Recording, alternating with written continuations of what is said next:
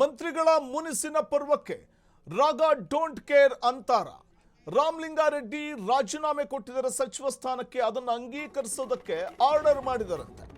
ಮುಲಾಜಿಲ್ಲದೆ ರಾಜೀನಾಮೆ ಸ್ವೀಕರಿಸಿ ಅಂತ ಆದೇಶವನ್ನು ಹೊರಡಿಸಿದ್ದಾರೆ ಅನ್ನುವ ಮಾಹಿತಿ ಇದೆ. ಫ್ರೀಡಂ ಟಿವಿಗೆ ಕಾಂಗ್ರೆಸ್ ಉನ್ನತ ಮೂಲಗಳಿಂದ ಸಿಗ್ತಾ ಇರೋ ಮಾಹಿತಿ ಇದು. ಮುಲಾಜಿಲ್ಲದೆ ರಾಜೀನಾಮೆ ಸ್ವೀಕರಿಸಿ ಅಂದಿದ್ದಾರಂತೆ. ಫ್ರೀಡಂ ಟಿವಿಗೆ ಸಿಗ್ತಾ ಇರುವಂತಹ ಮಾಹಿತಿಗಳಿದು. ಉನ್ನತ ಮೂಲಗಳ ಮಾಹಿತಿ ಸಿಗ್ತಾ ಇದೆ. ಇನ್ನು ಮುನಿಯಪ್ಪ ಅವರಿಗೂ ಕೂಡ ಕ್ಯಾರೆ ಅನ್ಬೇಡಿ ಎಂದಿದೆ ಹೈಕಮಾಂಡ್. ರಾಹುಲ್ ಗಾಂಧಿ ಇದೀಗ ವಿಧಾನಸೌಧಕ್ಕೆ ಆಗಮಿಸಿದರು. ಆ ದೃಶ್ಯವನ್ನು ಗಮನಿಸಬಹುದು ನಾವು. ಇನ್ನು ಹಿಂದೆ ಸಿದ್ದರಾಮಯ್ಯನವರು ಕೂಡ ಆಗಮಿಸ್ತಾ ಇರುವಂಥದ್ದು.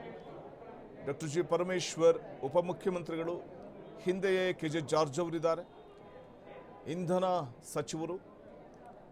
ಸೊ ಈಗ ವಿಧಾನಸೌಧಕ್ಕೆ ತೆರಳುತ್ತಾ ಇದ್ದಾರೆ. ರಾಹುಲ್ ಗಾಂಧಿಯವರ ಆಗಮನದ ಬೆನ್ನಲ್ಲೇ ಸಿದ್ದರಾಮಯ್ಯನವರು ಆಗಮಿಸ್ತಾ ಇರುವಂತಹ ದೃಶ್ಯವನ್ನು ಗಮನಿಸಬಹುದು.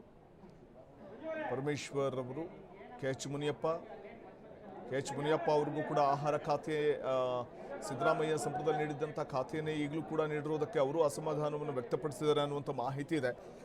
ಆದರೆ ಅದು ಮುನಿಯಪ್ಪ ಇರಬಹುದು ಅಥವಾ ರಾಮಲಿಂಗಾರೆಡ್ಡಿ ಇರಬಹುದು, ಅವರು ತಮ್ಮ ಸಚಿವ ಸ್ಥಾನಕ್ಕೆ ರಾಜೀನಾಮೆ ಕೊಟ್ಟರೆ ಅದನ್ನು ಅಕ್ಸೆಪ್ಟ್ ಮಾಡಿ ಮನವೊಲಿಕೆ ಮಾಡುವಂಥ ಪ್ರಯತ್ನಕ್ಕೆಲ್ಲ ಮುಂದಾಗಬೇಡಿ ಅಂತ ಮಂತ್ರಿಗಳ ಮುನಿಸಿನ ಪರ್ವಕ್ಕೆ ಡೋಂಟ್ ಕೇರ್ ಅಂದಿದ್ದಾರೆ ರಾಗ ಅನ್ನುವಂಥ ಒಂದು ಮಾಹಿತಿ ಇದೆ. ಬಹುಶಃ ರಾಹುಲ್ ಗಾಂಧಿ ಮತ್ತು ಡಿ.ಕೆ. ಶಿವಕುಮಾರ್ ಹಾಗೂ ಸಿದ್ದರಾಮಯ್ಯನವರ ನಡುವೆ ನಡೆಯುವಂಥ ಈ ಸಭೆ ಬಹಳ ಮಹತ್ವ ಪಡ್ಕೊಂಡಿದ್ದು, ಹೈಕಮಾಂಡ್ ಮುಲಾಜಿಲ್ಲದೆ ರಾಜೀನಾಮೆ ಸ್ವೀಕರಿಸಿ ಅನ್ನುವಂಥ ಸಂದೇಶವನ್ನು ರವಾನಿಸಿದೆ ಅನ್ನುವಂಥದ್ದು ಫ್ರೀಡಂ ಟಿವಿಗೆ ಕಾಂಗ್ರೆಸ್ ಉನ್ನತ ಮೂಲಗಳಿಂದ ಸಿಗ್ತಾ ಇರುವಂತಹ ಮಾಹಿತಿ. ಮುನಿಯಪ್ಪ ಮುನಿಸಿಗೂ ಕ್ಯಾರೆ ಅನ್ನಬೇಡಿ ಅನ್ನುವಂಥದ್ದು ಹೈಕಮಾಂಡ್ ಡಿ.ಕೆ. ಶಿವಕುಮಾರ್ಗೆ ಕೊಟ್ಟಿರುವಂತಹ ಖಡಕ್ ಸೂಚನೆ ಅನ್ನುವಂಥ ಮಾಹಿತಿ ಲಭ್ಯವಾಗ್ತಾ ಇದೆ. ಕರ್ನಾಟಕದ ಹಿರಿಯ ಕಾಂಗ್ರೆಸ್ ನಾಯಕ ರಾಮಲಿಂಗಾರೆಡ್ಡಿ ತಮಗೆ ಹಂಚಿಕೆ ಆದಂಥ ಖಾತೆ ಬಗ್ಗೆ ತೀವ್ರ ಬೇಸರವನ್ನು ಹೊರಹಾಕಿ ಈ ಸಂದರ್ಭದಲ್ಲಿ ಸಚಿವ ಸ್ಥಾನಕ್ಕೆ ರಾಜೀನಾಮೆಯನ್ನು ನೀಡುವಂಥ ನಿರ್ಧಾರಕ್ಕೆ ಬರ್ತಾರೆ ಅಂತಂದರೆ ಅದನ್ನು ಅಂಗೀಕರಿಸಿ, ತಲೆ ಕೆಡಿಸ್ಕೋಬೇಡಿ, ಅದನ್ನು ಅಂಗೀಕರಿಸಿ ಅಂತ ರಾಹುಲ್ ಗಾಂಧಿ ಹೇಳಿದ್ದಾರೆ ಅನ್ನೋದು ಫ್ರೀಡಂ ಟಿವಿಗೆ ಕಾಂಗ್ರೆಸ್ ಉನ್ನತ ಮೂಲಗಳಿಂದ ಸಿಗ್ತಾ ಇರುವಂತಹ ಮಾಹಿತಿ. ಇನ್ನು ಕೆ.ಎಚ್. ಮುನಿಯಪ್ಪ ಅವರು ಏನಾದರೂ ಇದೇ ರೀತಿಯಾಗಿ ತಗಾದಿಯನ್ನು ತೆಗೆದ್ರೆ ಮುಲಾಜಿಲ್ಲದೆ ಅಂಗೀಕರಿಸಿ ಅಂತ ರಾಹುಲ್ ಗಾಂಧಿ ಹೇಳಿದ್ದಾರೆ ಡಿ.ಕೆ. ಶಿವಕುಮಾರ್ಗೆ. ಖಾತೆ ಹಂಚಿಕೆ ವಿಚಾರ ಅದು ಮುಖ್ಯಮಂತ್ರಿಗಳ ಪರಮಾಧಿಕಾರ ಮತ್ತು ಹೈಕಮಾಂಡ್ ನಿರ್ಧಾರವಾಗಿರುತ್ತೆ. ಆದರೆ ಆ ನಿರ್ಧಾರವನ್ನೇ ಪ್ರಶ್ನೆ ಮಾಡ್ತಾರೆ ಸಚಿವರುಗಳು. ನನಗೆ ಈ ಖಾತೆ ಬೇಕಿತ್ತು, ನನಗೆ ಆ ಖಾತೆ ಕೊಡಲಿಲ್ಲ, ನನಗೆ ಇದನ್ನೇ ಕೊಡಬೇಕಿತ್ತು ಅಂತೆಲ್ಲ ಪಟ್ಟು ಹಿಡ್ಕೊಂಡು ಕೂತ್ಕೋತಾರೆ. ಅವಾಗ ಮಾತು ಕೊಟ್ಟಿದ್ರಿ, ಈಗ ಅದನ್ನೇ ಕೊಡಿ ಅಂತ ಹೇಳುವಂಥದ್ದು ಇದೆಯಲ್ಲ. ಸೊ ಇವೆಲ್ಲವೂ ಕೂಡ ಎಷ್ಟು ಮಟ್ಟಿಗೆ ಸರಿ? ಮಾತು ಕೊಟ್ಟೆ ಅಂದ ಮಾತ್ರಕ್ಕೆ ಅವನೇ ಕೊಡಬೇಕಾ? ಆ ಖಾತೆಗಳನ್ನೇ ಕೊಡಬೇಕಾ? ಮತ್ತಷ್ಟು ಮಾಹಿತಿ ಪಡೆಯೋಣ. ನಮ್ಮ ಪ್ರತಿನಿಧಿ ಸಾಹಿಲ್ ಹೆಚ್ಚಿನ ಡೀಟೇಲ್ಸ್ ಕೊಡ್ತಾರೆ. ನ್ಯೂಸ್ ಡೆಸ್ಕಿಂದ ನೇರ ಸಂಪರ್ಕದಲ್ಲಿದ್ದಾರೆ. ಸಾಹಿಲ್, ಬಹುಶಃ ಖಾತೆ ಹಂಚಿಕೆ ಬಿಕ್ಕಟ್ಟಿಗೆ ಕೊನೆಗೂ ಕೂಡ ರಾಹುಲ್ ಗಾಂಧಿಯವರಿಂದ ಒಂದು ರೀತಿ ಡೋಂಟ್ ಕೇರ್ ಅನ್ನುವಂತೆ ನಿರ್ಧಾರವನ್ನು ಅಥವಾ ಮುಲಾಜಿಲ್ಲದೆ ಕ್ರಮ ತೆಗೆದುಕೊಳ್ಳಿ, ಅವರು ರಾಜೀನಾಮೆ ಕೊಟ್ಟರೆ ಅದನ್ನು ಅಂಗೀಕರಿಸಿ ಅಂತ ಹೇಳ್ತಿದ್ದಾರೆ ಅಂತಂದರೆ ಯಾರಿಗೂ ಕೂಡ ಮಣೆ ಹಾಕಬೇಡಿ ಅನ್ನುವಂಥ ಒಂದು ಸ್ಪಷ್ಟ ಸಂದೇಶವನ್ನು ಏನಾದರೂ ರವಾನಿಸಿದಾರ ಅಂತ. ಯಾಕಂದರೆ ಫ್ರೀಡಂ ಟಿವಿಗೆ ಸಿಗ್ತಾ ಇರುವಂಥ ಕಾಂಗ್ರೆಸ್ ಉನ್ನತ ಮೂಲಗಳ ಮಾಹಿತಿ ಇದು. ಬಹುಶಃ ಅಂಥ ಒಂದು ನಿರ್ಧಾರಕ್ಕೂ ಹೈಕಮಾಂಡ್ ಬಂದಂತೆ ಕಾಣಿಸ್ತಾ ಇದೆ. ಸಾಹಿಲ್, ವಸಂತ್, ಇದು ಮುಂದೊಮ್ಮೆ ಬಂಡಾಯ ಎದ್ದೇಳುವಂತಹ ವ್ಯಕ್ತಿಗಳಿಗೆ ಒಂದು ಪಾಠ. ರಾಹುಲ್ ಗಾಂಧಿ ಇವತ್ತು ತೆಗೆದುಕೊಂಡಿರ್ತಕ್ಕಂಥ ನಿರ್ಧಾರ ಇದೆಯಲ್ಲ, ರಾಜ್ಯ ಮಟ್ಟದ ಕಾಂಗ್ರೆಸ್ಸಿನ ಜಂಘಾಬಲ ನಡುಗಿರಬಹುದು ರೆಡ್ಡಿ ಅವರ ರಾಜೀನಾಮೆ. ಆದರೆ ರಾಹುಲ್ ಗಾಂಧಿಯ ಬಂಗಲೆಗೆ ಯಾವ ಬಿರುಕು ಕೂಡ ಇರೋದಿಲ್ಲ. ಕೇಳಿದ ಖಾತೆಯನ್ನೇ ಕೊಡಬೇಕಾಗಿರೋ ಮ್ಯಾಂಡೇಟ್ರಿ ಏನು ಕಾಂಗ್ರೆಸ್ನಲ್ಲಿಲ್ಲ, ಯಾವುದೇ ಪಕ್ಷದಲ್ಲೂ ಇಲ್ಲ. ಅವರ ಅನುಭವ, ಅವರ ಜ್ಯೇಷ್ಠತೆ, ಅವರ ಎಕ್ಸ್ಪೀರಿಯನ್ಸ್ ಆಧಾರದಲ್ಲಿ ಕೆಲವೊಮ್ಮೆ ಉದಾರತೆಯಿಂದ ಕೊಡಬಹುದೇ ಹೊರತಾಗಿ ಅವ್ರಿಗೂ ಹಠ ಹಿಡಿದಿದ್ದೇ ಇಲಾಖೆಯನ್ನು ಕೊಡಬೇಕು ಅನ್ನೋ ಕಡ್ಡಾಯ ನಿಯಮಗಳೇನೂ ಇಲ್ಲ. ಅದು ಸಾಂವಿಧಾನಿಕವಾದ ಕಡ್ಡಾಯ ನಿಯಮಗಳು ಇಲ್ಲ. ಈಗ ರಾಹುಲ್ ಗಾಂಧಿ ಅವರು ರಾಜ್ಯಕ್ಕೆ ಬಂದಾಗ ಅವರ ಗಮನಕ್ಕೆ ತರುವಂತಹ ಪ್ರಯತ್ನಗಳಾಗ್ತವೆ ಸುರ್ಜೇವಾಲರ ಮುಖೇನ. ಹಿಂಗೆ ರೆಡ್ಡಿ ಎನ್ನುವಂತಹ ಶಾಸಕರು, ಹಿರಿಯ ಶಾಸಕರು ರಾಹುಲ್ ಗಾಂಧಿಗೂ ಕೂಡ ತೀರಾ ಪರಿಚಯ. ಅವರು ಏಕಾಏಕಿ ರಾಜೀನಾಮೆ ಕೊಡ್ತಾ ಇದ್ದಾರೆ. ನೋಡಿ, CMಗೆ ಪರಮಾಧಿಕಾರ ಇದೆ, ಯಾರಿಗೆ ಯಾವ ಖಾತೆ ಕೊಡಬೇಕು, ಯಾವ ಮಿನಿಸ್ಟರ್ಗೆ ಏನು ಕೊಡಬೇಕು ಅನ್ನೋದು. ಅದನ್ನೇ ನೀವು ಕ್ವಶನ್ ಮಾಡ್ತೀರಿ ಅನ್ನೋದಾದರೆ ಇವತ್ತು ರೆಡ್ಡಿ, ನಾಳೆ ಮತ್ತೊಬ್ಬರು, ನಾಡಿದ್ದು ಇನ್ನೊಬ್ಬರು.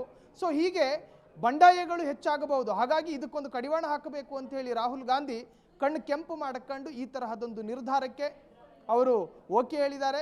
ರಾಜೀನಾಮೆ ಕೊಟ್ಟರೆ ಅದನ್ನು ತಗೊಳ್ಳಿ, ರಾಜೀನಾಮೆಯನ್ನು ಅಂಗೀಕರಿಸಿ ಅಂತ ಹೇಳಿ ಇವತ್ತು ರಾಹುಲ್ ಗಾಂಧಿ ಹೇಳಿರ್ತಕ್ಕಂತಹದ್ದು. ಎಲ್ಲೋ ಒಂದು ಕಡೆ ಕರ್ನಾಟಕದ ಮಂತ್ರಿಗಳ ಮೇಲೆ ರಾಹುಲ್ ಗಾಂಧಿಯಂತಹ ದೆಹಲಿ ನಾಯಕರಿಗೆ ಯಾಕೆ ಅನುಕಂಪ ಇಲ್ಲ, ಯಾಕೆ ಕಾಳಜಿ ಇಲ್ಲ, ಯಾಕೆ ಇಷ್ಟೊಂದು ತಾತ್ಸಾರ, ಇಷ್ಟೊಂದು ನಿರ್ಲಕ್ಷ್ಯ ಅನ್ನುವಂತಹ ಪ್ರಶ್ನೆಗಳು ಕೂಡ ಉದ್ಭವಗೊಂಡಿರುವಂತಹದ್ದು ವಸಂತ್.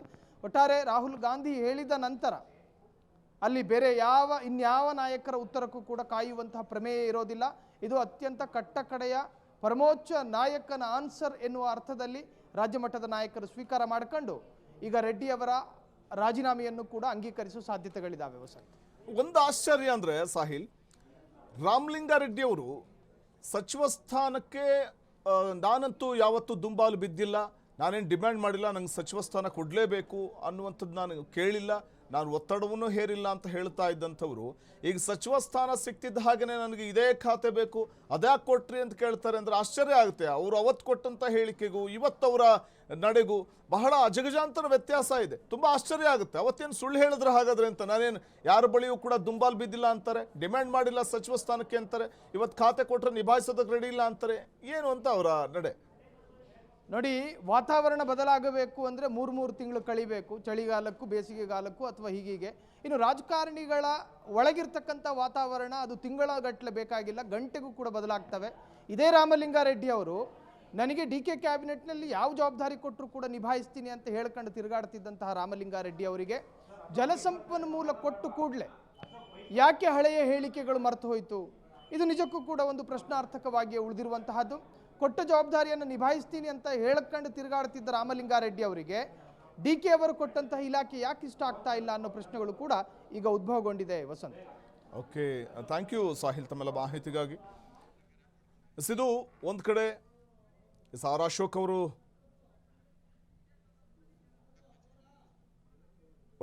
ನಾವು ಗಮನಿಸ್ತಾ ಹೋಗಬಹುದಾಗಿದೆ. ರಾಮಲಿಂಗಾರೆಡ್ಡಿ ಅವರ ರಾಜೀನಾಮೆ ಈ ವಿಚಾರವಾಗಿ ಈಗಾಗಲೇ ರಾಹುಲ್ ಗಾಂಧಿ ಅವರು ಸ್ಪಷ್ಟವಾಗಿ DK ಶಿವಕುಮಾರ್ ಅವರಿಗೆ ಹೇಳಿದ್ದಾರೆ ಅನ್ನುವಂಥ ಮಾಹಿತಿ ಇದೆ. ಅವರು ರಾಜೀನಾಮೆ ಕೊಟ್ಟರೆ, ಸಚಿವ ಸ್ಥಾನಕ್ಕೆ ರಾಜೀನಾಮೆ ಕೊಟ್ಟರೆ ಅದನ್ನು ಅಕ್ಸೆಪ್ಟ್ ಮಾಡಿ, ಯಾರನ್ನೂ ಇಲ್ಲಿ ವಸಿಯುವಂಥ ಒಂದು ಅಗತ್ಯ ಇಲ್ಲ.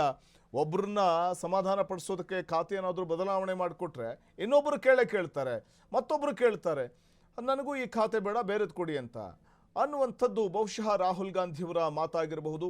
ಯಾಕೆಂದರೆ ಖಾತೆಯನ್ನು ಯಾರಿಗೆ ಯಾವ ಖಾತೆ ಕೊಡಬೇಕು ಅನ್ನುವಂಥದ್ದು ಅದು ಮುಖ್ಯಮಂತ್ರಿಗಳ ಪರಮಾಧಿಕಾರ, ಹೈಕಮಾಂಡ್ ನಿರ್ಧಾರ ಆಗಿರುತ್ತೆ.